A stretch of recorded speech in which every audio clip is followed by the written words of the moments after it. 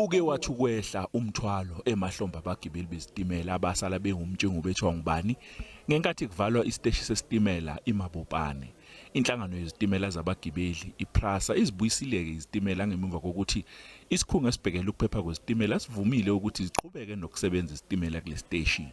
Manje-ke sekusetshenziswa izitimela ezisezingeni eliphezulu kodwa yize kunjalo isitimela sifike emva kwehora lonke nokuyinto eshiya abagibeli bethukuthele. I-train ichipile than ukuthi abantu mabaye edrobheni bakwazi ukuthi iba costless because of i-train mawuhamba moya edrobheni is 9.50 moya edrobheni and then i-return ye-trip ye-train is 18.50 unlike i-taxi mawusokhwela i-taxi edrobheni is 30 rand ukuya edrobheni 30 rand ukubuya which is 60 rand which abantu abangana imali ukuthi bangakwazi ukukhwela every day abantu bagcina balova emsebenzini bangakwazanga ukufika emsebenzini ngenxa yokuthi ama-taxi bewadura.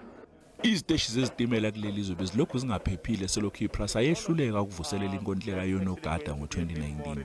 Lokhu kwaholela ekutheni ingqalasizinda yeziteshi icekelwe phansi ngaphambi kanye nangesikhathi se-lockdown ngo-2020. Abantu abadayisa ezitimeleni sebenxuse izisebenzi zasePrasa ukuthi zizame ukugwema okwenzeka.